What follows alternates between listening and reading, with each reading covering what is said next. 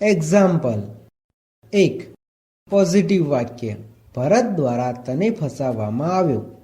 Negative વાક્ય, ભરત દ્વારા તને ફસાવવામાં ન આવ્યો.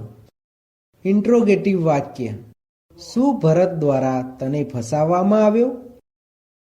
આપણે સૌપ્રથમ આ વાક્યોમાં ઓબ્જેક્ટ, વર્બ અને બાય સબ્જેક્ટ કોને કહેવાય તે જોઈએ.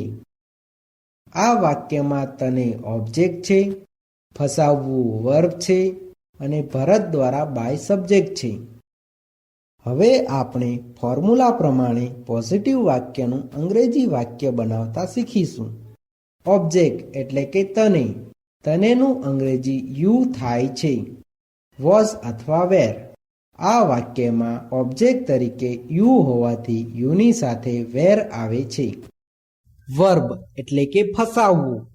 ફસાવવુંનું અંગ્રેજી ટ્રેપ થાય છે. પરંતુ સિમ્પલ પાસ્ટ ટેન્સના પેસિવ વોઇસના વાક્યોમાં ક્રિયાપદનું ભૂતકૃદન થતું હોવાથી ટ્રેપનું ભૂતકૃદન ટ્રેપ્ડ થાય છે.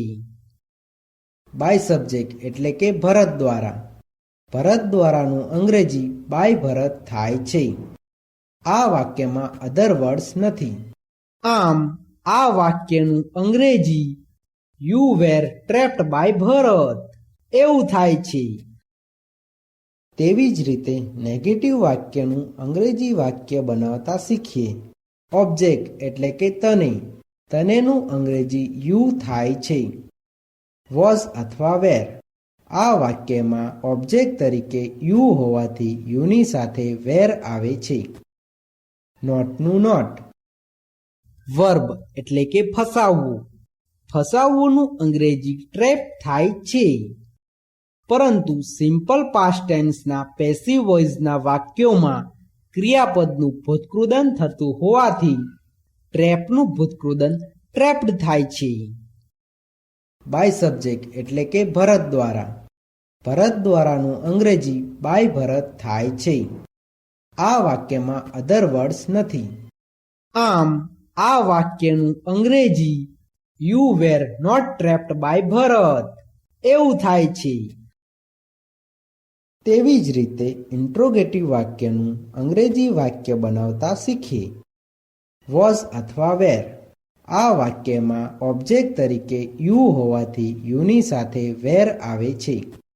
ઓબ્જેક્ટ એટલે કે તનેનું અંગ્રેજી યુ થાય છે.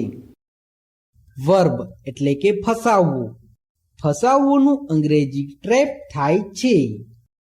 પરંતુ સિમ્પલ પાસ્ટ ટેન્સના પેસિવ વોઇસના વાક્યોમાં ક્રિયાપદનું ભૂતકૃદન થતું હોવાથી ટ્રેપનું ભૂતકૃદન ટ્રેપ્ડ થાય છે.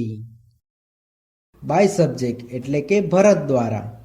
ભરત દ્વારાનું અંગ્રેજી બાય ભરત થાય છે. આ વાક્યમાં અધર વર્ડ્સ નથી. આ ઇન્ટ્રોગેટિવ વાક્ય હોવાથી વાક્યની પાછળ ક્વેશ્ચન માર્ક આવે છે. આમ આ વાક્યનું અંગ્રેજી વેર યુ ટ્રેપ્ડ બાય ભરત એવું થાય છે.